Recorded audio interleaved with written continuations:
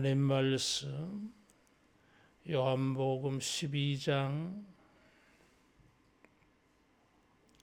33절에서 36절을 교독하겠습니다. 요한복음 12장 33절 이렇게 말씀하시면 자기가 어떠한 죽음으로 죽을 것을 보이심이로라. 이에 무리가 대답하되 우리는 율법에서 그리스도가 영원히 계신다함을 그거늘 너는 어찌하여 인자가 들려야 하리라 하느냐. 이 인자는 누구냐.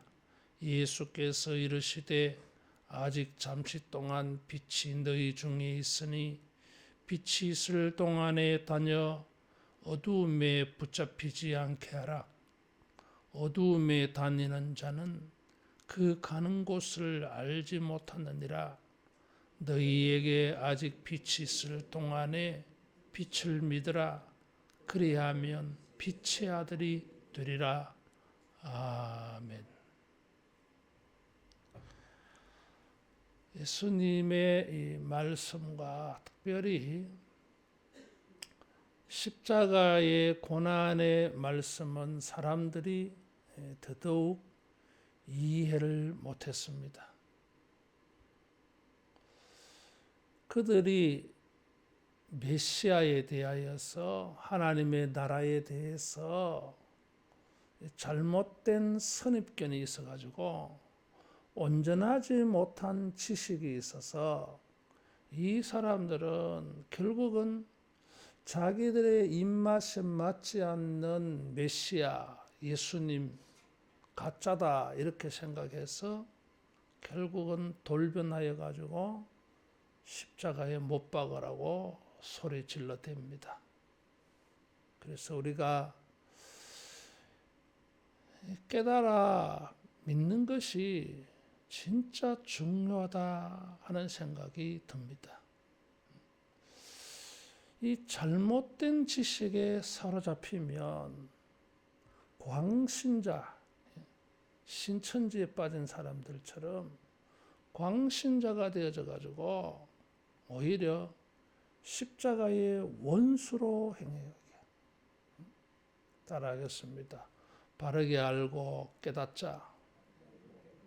바르게 알고 깨달아야 됩니다. 그렇지 아니하면 예수님의 고난 앞에 베드로처럼 부인하고 제자들처럼 도망칠 수밖에 없어요. 십자가에 고난당하는 주님을 수용이 안 되니까, 용납이 안 되니까, 믿지 못하니까 그렇게 돼버리는 것입니다. 그래서 이 예수님께서 계속 이 자신의 죽음에 대해서 말씀하시는데도 사람들은 그냥 몰라서 이해를 하려고 하는 것이 아니라 반박을 하고 있어요. 34절은 자기들이 가지고 있는 지식을 가지고 반박을 하고 있습니다. 율법에서 그리스도가 영원히 계신다함을 들었거늘 너는 어찌하여 인자가 들려야 하리라 하느냐. 이 인자는 누구냐. 우리가 언뜻 보기에는 예수님이 들려서 죽으신다 이런 말씀을 하시니까 이게 무슨 말이냐 이해가 안 되어서 질문하는 것처럼 보이는데 사실은 반박하는 거예요. 죽다라니 네가 그리스도라며 메시아라며 메시아가 어떻게 죽느냐. 성경도 모르느냐. 성경에 다윗의 후손의 왕위는 영원하다 하지 않았느냐. 메시아는 영원하다고 말하는데 죽는다고 하는 것은 모순이 아니냐, 앞뒤가 맞지 않는 거 아니냐. 그래서 당신은 그리스도가 아니라는 거야. 당신은 그리스도가 아니야. 이 죽는다고 하는 인자는 도대체 누구야? 반박하는 거예요. 그러니까 사람들이 예수님 십자가에 못 박으라 소리 하게 되는 것입니다. 왜냐하면 예수님을 이단으로 보는 거예요. 사이비로 보는 거예요. 진짜는 이단 취급당하고 이단은 진짜로 여겨지고 이러면 안 되잖아요.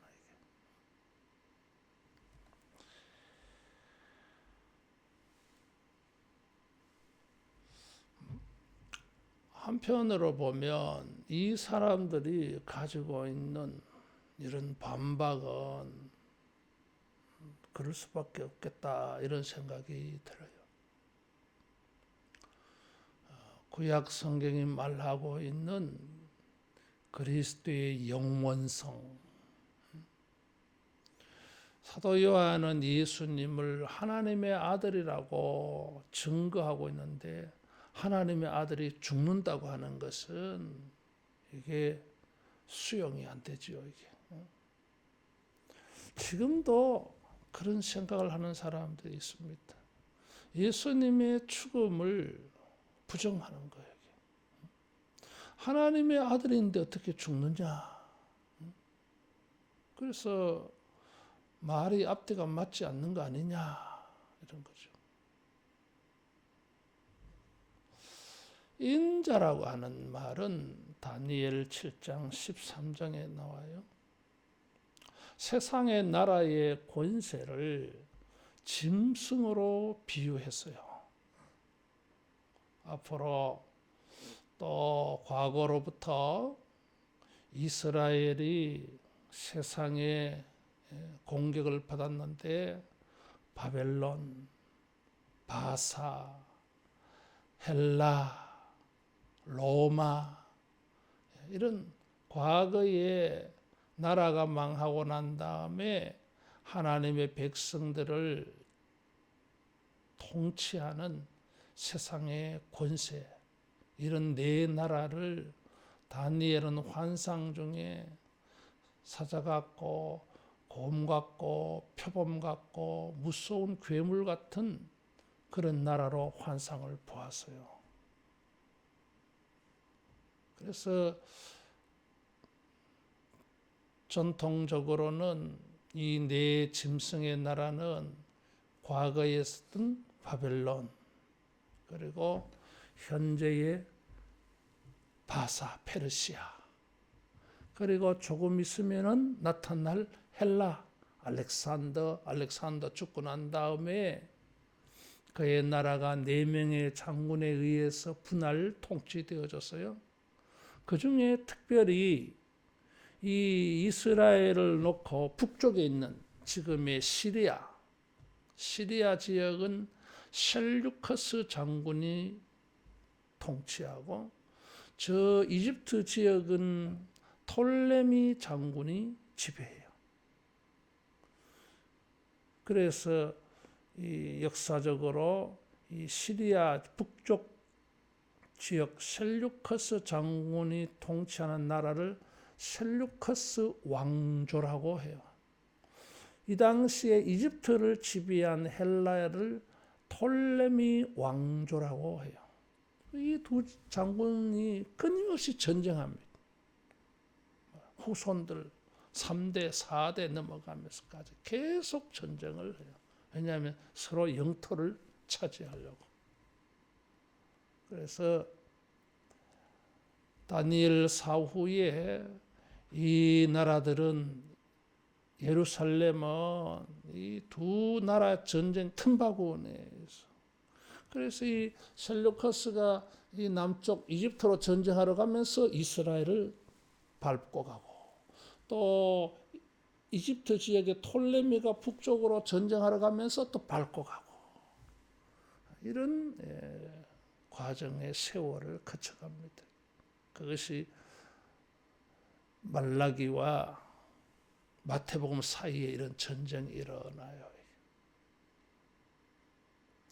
그 가운데 안티오코스 4세, 저 시리아의 안티오코스 4세라고 하는 황제가 나타나요. 이 인간은 아주 이 가장 악독한 이스라엘의 역사에 있어서 아주 악독한 헬라주의자였어요. 그래서 이집트와 정복하고 전쟁하고 돌아가면서 예루살렘 성전에 들어갑니다. 그래서 이 스룹바벨이 지은 그 성전에 들어가서 쑥드밭을 만들어요.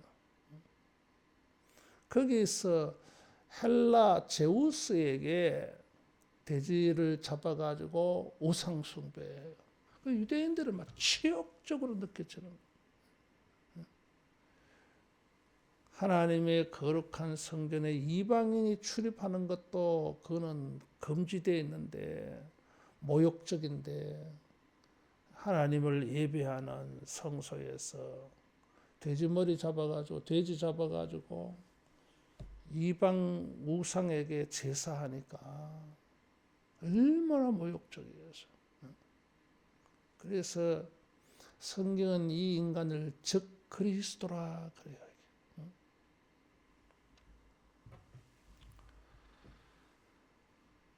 메시아가 오면은 이런 것들을 다 심판할 것입니다. 그래서 이런 하나님의 나라와 백성들을 위협하는 세상의 모든 세력들을 짐승의 나라로, 그러면서 하나님의 백성 공동체를 위한 나라는 하늘에서 사람 모양 같은 분이 내려와요. 그래서 인자예요. 이 인자가 오셔가지고 하늘의 권세를 가지고 오셔가지고 세상 나라를 다 싸워 이기십니다. 그래서 영원한 나라를 만들어요. 다니엘은 환상 중에 메시아를 본 것입니다. 그분은 인자. 그래서 하나님의 나라예요. 그런데 예수님은 인자가 죽는다 그랬어요. 그러니까 당신은 구약이 말하는 메시아도 아니고 당신은 구약이 말하는 인자도 아니야. 도대체 당신은 인자라고 자기를 가리키는데 예수님이 자기 자신을 호칭할 때 인자라 그러셨어요. 인자라 하는데 구약의 메시아도 아니고 구약이 말하는 인자도 당신은 맞지 않아. 그 인자 다니엘 7장 13절에 말하는 인자는 영원한 나라를 만들어 영원한 존재인데 하늘에서 내려와 가지고 말이야. 당신은 나사렛에서 태어나 가지고 다니엘의 인자를 막 네 마음대로 사용하고 내가 하나님의 아들이다 그리스도다 그러고 말이야. 무슨 회개망측한 소리냐. 도대체 다니엘이 말하는 인자와 당신은 맞지 않는 인자야. 도대체 당신은 어떤 종류의 인자라고 하는 거냐. 그래서 반박하는 것입니다. 다시 말하면 예수님의 죽음과 십자가 하나만을 가지고 사람들은 주님을 거부합니다. 하나님은 예수님의 십자가와 죽음을 가지고 이 예수님이 하나님의 아들이심을 증거하고 이 믿는 자에게 구원이 있고 이 예수님의 십자가와 죽음을 통해서 예수님이 말씀하신 것처럼 31절에 이 세상을 심판하고 이 세상의 임금 사탄을 심판해서 하나님의 나라를 이룰 것이다. 다니엘이 말한 인자가 맞잖아요. 그런데 다니엘은 인자의 죽음을 못 봤어. 근데 예수님이 인자의 죽음을 말하니까 못 믿겠다 이거지. 두 부류의 사람들이 있습니다. 십자가와 죽음을 통해서 예수님의 신성을 보고 예수님의 나라를 보고 예수님의 구원을 보고 예수님이 이 세상의 사탄과 어둠의 권세를 다 심판하는 것을 보는 사람들이 있는가 하면 반대로 예수님의 십자가와 죽음 때문에 예수님이 전부 가짜로 거짓으로 여겨지는 사람들이 있어요. 사도 요한은 우리에게 선택을 요구하고 있어요. 결단을 요구하고 있습니다. 주님의 십자가와 주님의 죽음을 주님의 큰 은혜로 주님의 영광으로 볼 것인가? 아니면은 거짓으로 볼 것인가? 그것을 부정할 것인가? 반박할 것인가? 따라하겠습니다. 믿는 자가 되자. 믿는 자가 되어야 됩니다. 자, 이렇게 하시면 어떻게 대처를 해야 되죠? 적극적으로 아니야, 너희들이 잘못 알고 있어. 제가 지금 여러분들에게 설명하다시피 조목조목 설명을 해서 사람들이 그렇구나. 내가 몰랐구나. 이렇게 해서 바르게 알고 바르게 믿도록 인도해 주셔야 되잖아, 이게. 근데 놀랍게도 예수님이 적극적으로 대처하지 않으셔요. 직접적인 대답을 주님이 피하십니다. 거기다가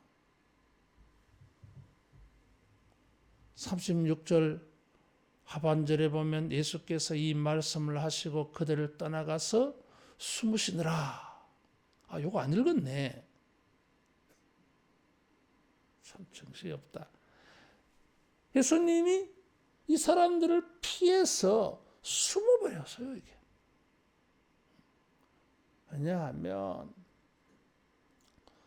잘못 알고 예수님 또 죽일까봐 이 타이밍이 아니니까 숨으시는 것도 있지만 그들에게 예수님은 제수추어를 써서 액션을 발휘해가지고 뭔가 그들에게 반박하여서 증거하는 것입니다. 이게. 첫 번째는 말씀으로 증거하셨어요. 35절, 36절. 이 말씀으로 증거하시고 그들에 대한 답변 두 번째는 그들을 피해서 숨으셨어요. 이게 무서운 거예요. 이게. 우선 왜 예수님은 적극적으로 대답 안 하실까? 이게. 여러분 이제부터 보면 적극적으로 예수님이 답을 안 해. 그때 딱 한마디 하시면 타이밍 탁 맞추어서 경우에 합당한 말, 금쟁반에 언쟁반에 금사과와 같이 딱 이렇게 맞는 말을 하시면 기가 막힐 터인데 안 하세요. 이게. 빌라도가 예수님을 신문하는데 예수님이 대답을 많이 안 하셔. 많이 안 해요. 이게. 내가 왕이냐? 뭐 간단하게. 내 나라는 이 땅에 속한 게 아니다. 뭐 그 정도. 내가 왕이지. 네가 생각하는 왕이 아니야. 자초지종 이렇게 변호하셔야 되는데 안 해요. 이게. 네가 진리냐? 예수님 말 안 해. 이게. 뭐 그렇다. 뭐 그 정도밖에 안 해. 이게. 자세히 보셔야 돼. 왜 말씀 안 하실까? 여러분, 예수님이 죽으셔야 되는 이유를 이미 말씀을 하셨어요. 미랄의 비유를 통해서 영생의 법칙, 자기의 생명을 미워하는 자는 영생하도록 그 생명이 보존되리라. 영생의 법칙을 말씀하셨어요. 이게. 예수님이 죽으시면은 하나님이 영광을 얻으신다 그랬어요. 예수님이 죽으시면은 이 세상을 심판하고 마귀를 심판해서 하나님의 나라가 이루어진다고 말씀을 주셨어요, 이게. 지금 이런 말씀을 주셨는데도 불구하고 이 주신 말씀은 받아들여서 믿을 생각을 하지 않고 구약에는 이런데 당신은 틀렸잖아 이러고 있으니 무슨 말씀을 더 주시면은 이 사람들이 믿겠어요? 안 믿어요. 주어진 말씀도 안 믿는데 무슨 새로운 말씀이 필요하냐 그 말이에요. 이게. 따라하겠습니다. 주신 말씀을 귀하게 여기자. 십자가의 말씀을 많이 주셨어요. 이게. 지금 12장에서만 해도 지금 여기서 우리가 좀 넘어가지를 못하잖아요. 지금. 여기에 지금 예수님이 계속 사도 요한은 이런 것을 가지고 예수님의 죽으심과 고난이 얼마나 우리에게 축복이 되는지를 증거하고 있잖아요. 주신 말씀은 듣고 믿으려고 하지 않고 반박하느냐, 자기 가지고 있는 선입견, 자기가 가지고 있는 온전하지 못한 성경 지식을 가지고. 그래서 이게 위험해요. 이게. 그래서 이단들이 위험한 거예요. 이게. 예수님께서 주신 답변은 너무 뜻밖이었어요. 잠시 동안 빛이 너희 중에 있으니 빛이 있을 동안에 다녀 어두움에 붙잡히지 않게 하라. 어두움에 다니는 자는 그 가는 곳을 알지 못하느니라 그랬어요. 지금 예수님이 이 사람들을 뭐라고 정리하십니까? 어두움에 붙잡히지 않게 하라. 당신네들은 지금 어둠에 붙잡혀 있어. 이 어둠은 뭐예요? 사탄의 지배하는 힘이에요, 이게. 너희는 지금 사탄에 사로잡혔어. 사탄에 붙잡혔어. 여러분, 사탄에 붙잡혔다는 말이 뭐예요? 귀신 들렸다는 표현이잖아, 이게. 어둠에 사로잡혀 있기 때문에 빛으로 오지 않아. 어둠에 다니고 있어. 그러면서 뜻밖의 말씀을 하셨어요. 36절에 빛이 있을 동안에 빛을 믿으라 그래서 의심하지 말고 믿어야지. 자, 우리는 많은 설명을 해 주어서 이해가 다 되어야 믿는다 생각해요. 맞아요. 그런 측면이 있어. 그래서 여러분들이 잘 이해할 수 있도록 내가 이렇게 설명을 많이 해요. 이게. 그러나 여러분 아셔야 돼요. 다 이해가 되어야 믿는 게 아니에요, 여러분. 믿음이 먼저예요. 우리는 믿는 것을 알아가려고 하는 것입니다. 내가 그리스도를 본 적도 없고 그리스도의 십자가와 죽음도 내가 다 이해되지 않아. 이해되지 않아요. 그 신비예요, 이게. 맞아요. 이게 영원하신 분이 어떻게 죽느냐. 이거 이해 안 돼요, 여러분. 그런데 믿음이 들어가면 이상하게 이게 그냥 자연스럽게 당연하게 믿어져요. 이게. 따라하겠습니다. 믿음을 가지자. 믿음을 가져야 돼. 그리스도의 십자가와 죽음에 대한 믿음을 가져야 돼요.